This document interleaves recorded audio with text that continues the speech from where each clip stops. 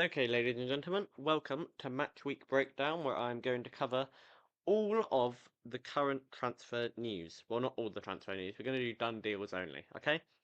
So, in my introduction video on YouTube, I gave you a quick rundown of what we're going to be doing. So, I said we're going to be doing rumours, but we're not. We're going to be doing done deals because it's easier for me and it's quicker for you to listen to as well. So we're going to just kick off very, very quickly. Just quick disclaimer, I'm an Arsenal fan, so there might be a bit of bias, but who knows? We'll see, I guess. So first is, and we're literally, it's going to be quick fire, run through them. It's not going to be a long video, but later down the line we'll do longer videos on this, I promise.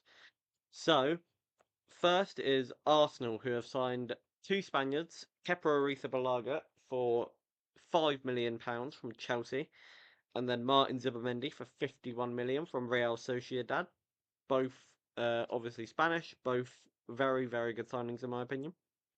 Next we have Aston Villa, who have signed Yasin Ozcan from 8 million from Qasim Passer. I also might butcher these names of players and of clubs. So please, if in the comments if you do know these clubs and know how to pronounce them correctly, do just put the names or the pronunciations in the comments just so I know for later use. Next is Redmond, who they bought on a free from Feyenoord. Next up is Bournemouth. Bournemouth, Eli Junior Krupi, who they bought in from a loan to permanent from Lorient for 10 million. Next is Truffert or Truffert, I don't know how you say the name, I'm very sorry, for 14.3 million from Rennes. Then we've got Brentford, who don't like telling me how much they've actually spent on their players because I don't know why. But they've got in Kayode from Fiorentina for an undisclosed fee. They also have in Donovan from Birmingham for an undisclosed fee. Please tell me how much you're spending on players because I want to tell the lovely people who listen to my podcast all the time how much they bought their players for because it helps me and it helps them understand as well. I'm not speaking to anyone from Brentford. I'm just speaking to you lot.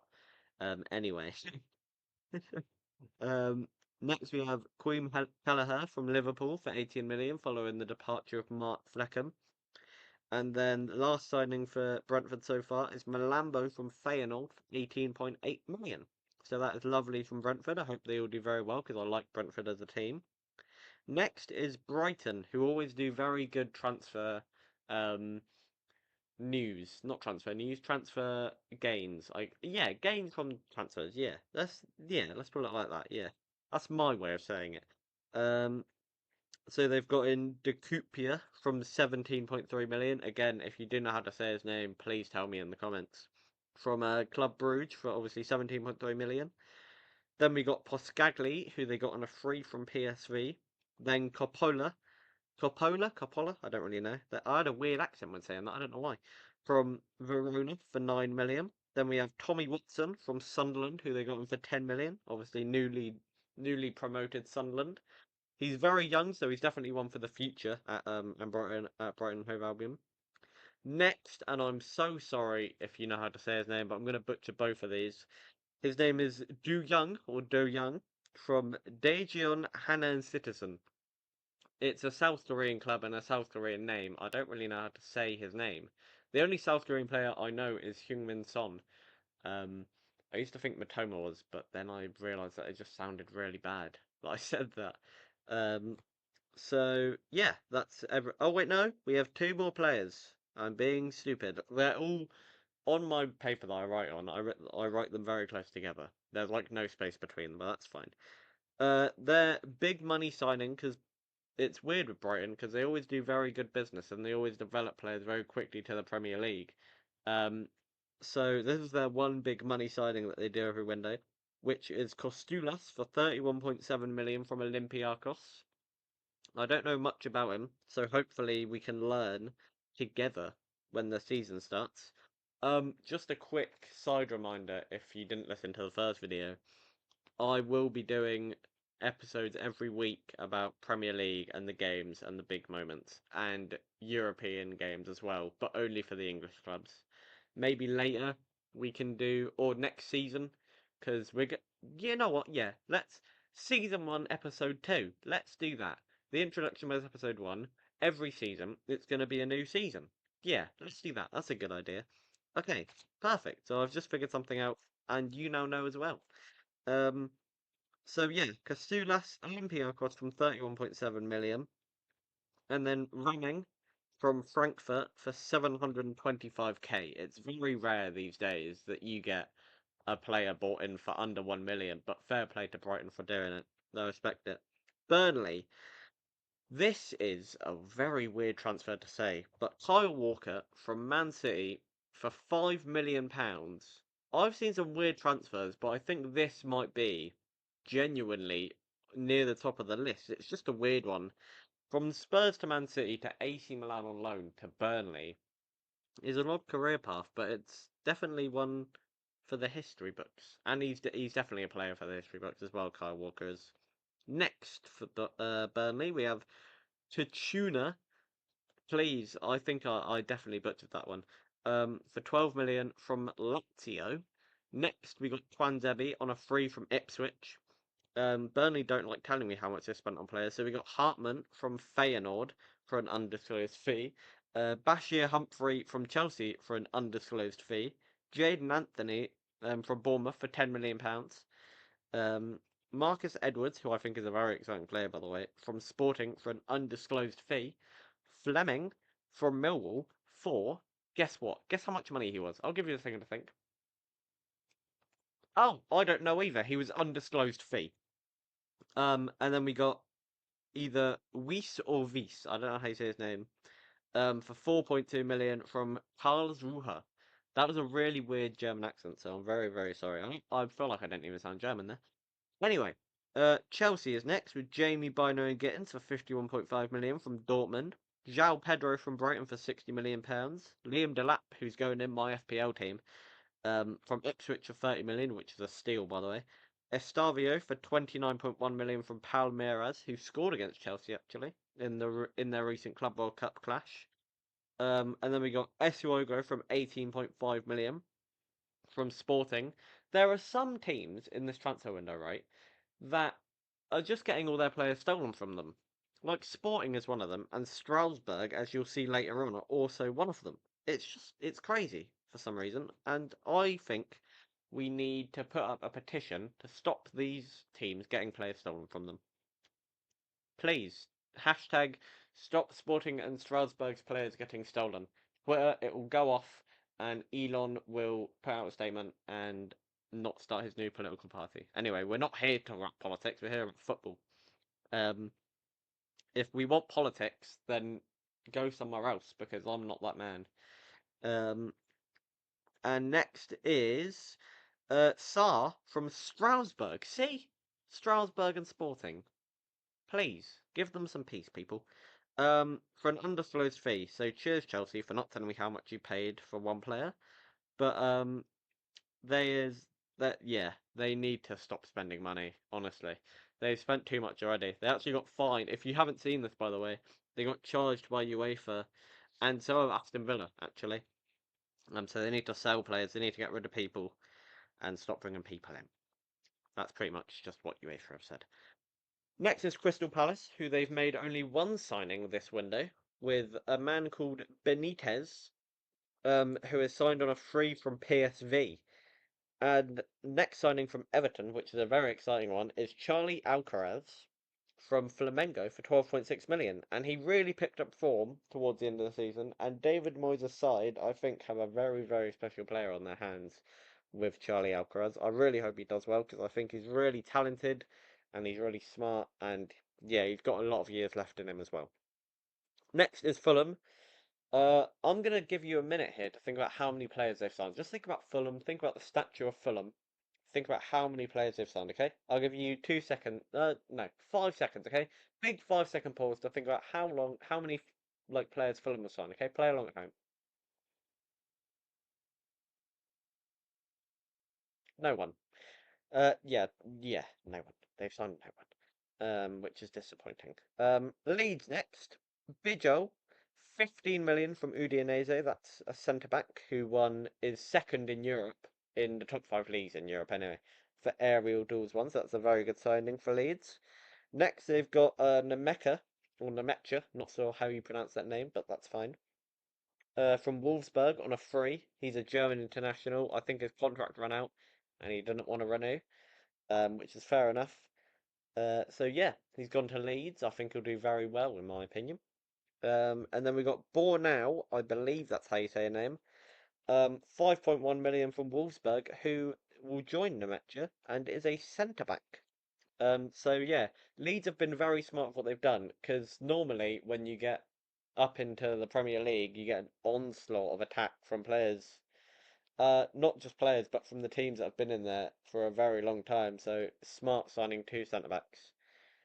Next is Liverpool, who have signed Milos Kerkez from Bournemouth, left back, best left back in the league, possibly one of the best in Europe, and he's still very young. He's got a lot of years left in him. Next, they have broken the British transfer record. 116 million paid for Florian Wirtz from Leverkusen to Liverpool. I think he's going to do spectacularly in that Liverpool shirt. Next is his Dutch teammate Jeremy Frimpong over from Leverkusen for 29.5 million, which is a steal, I think.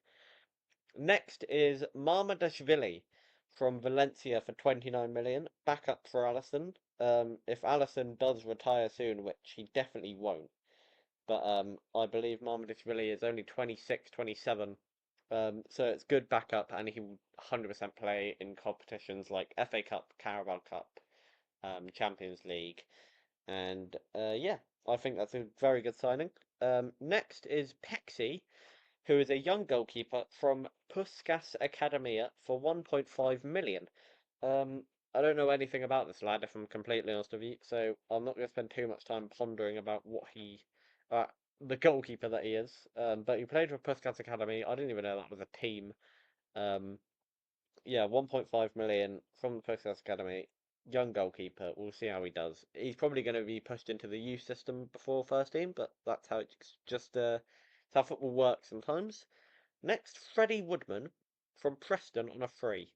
I don't know anything about Preston or anything about Freddie Woodman, so we'll see how that goes.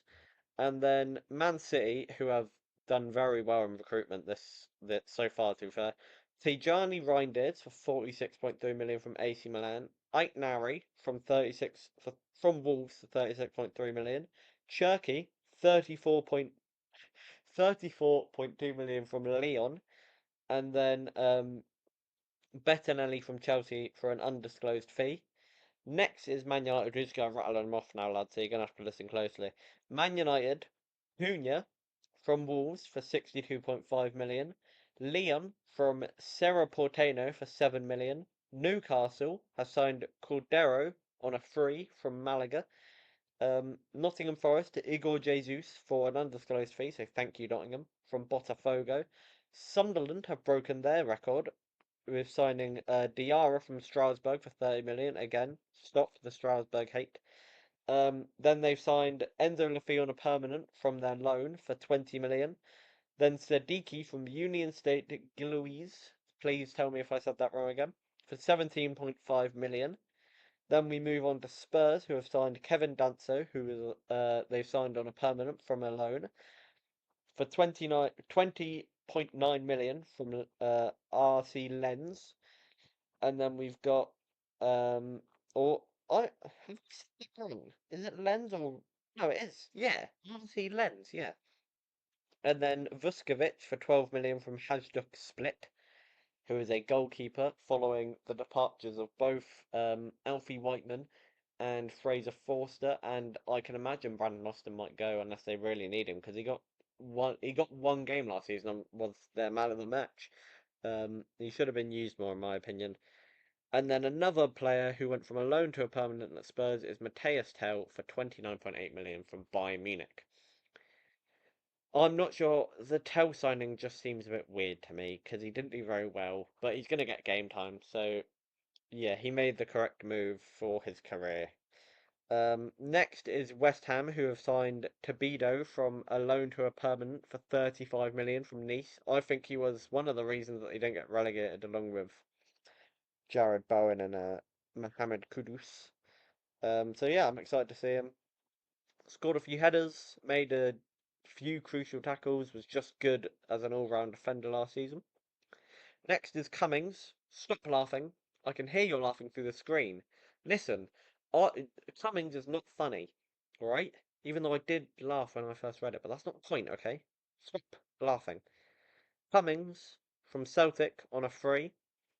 And then the last team is Wolves, who have signed Fer Lopez for 19.5 million from Celta Vigo. Very young, very exciting young player. So obviously that's following the departure of Mateus Cunha, and they do need to get a new right back and a left back probably, because it does. Honestly, it looks like Nelson Semedo is going to leave as well. Which Wolves fans, I'm sure that's not what you want to hear, but it's going to happen one day or another. Oh God, that was a One Direction thing, wasn't it? Oh God, I'm so sorry. And then Georgian Strand Larsen has joined on a permanent for actually, I was going to say 35 million, but we don't know how much he signed for. But he's on a permanent, signed for Wolves permanently. Very good player. Strong, physical just in general. He's tall. He's exactly the classic number 9 that has come back into fashion recently in the Premier League. Um, but that is it for all the transfer news so far. All the done deals with all the clubs. I'm sure you wanted to hear outings as well, but if I'm being completely honest, outings is very boring at the minute. A few clubs have had a few good outings, but it's mainly academy players and players that are getting old and need to move on. So anyway, we will have regular episodes soon, I promise. I know it was a month since I last uploaded on YouTube. Um, it will carry on, and we'll get weekly episodes of of the matches that have happened in the Premier League every week when that starts. And I will be doing just a quick side note here that you can add to your calendars because I know it's very exciting. A week before the Premier League starts, so exactly a month from now, the 8th of August is when I'll be doing this video, or uploading it at least. I'm going to be doing predictions for the season. It will be table predictions, it will be transfer predictions, it will be everything, all of the above. Um, so yeah, just keep a lookout for that video. I'm very excited to film it. Again, you've got a month to wait. We could have a video in the meantime, if anything else happens. But yeah, I'll keep you lot updated on anything that happens.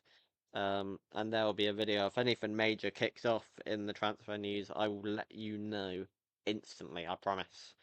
There'll be videos. But yeah, hopefully we should be going on Apple Podcasts soon.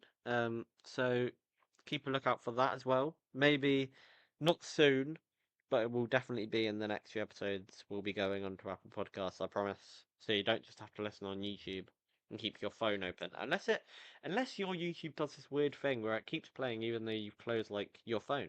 It's weird. It's an odd one. But anyway, thank you all for listening. I really appreciate you all listening. Just starting a podcast is it's a little bit of a weird and scary feeling at the minute. Um, Having people listen to your voice and talk about stuff that you know you have knowledge on. It's an odd feeling, but one that I really, really appreciate you all listening to. Thank you all very much for listening again. Uh, yeah, new episode soon, I promise. Thank you all for listening. Have a good one and see you later. Thank you.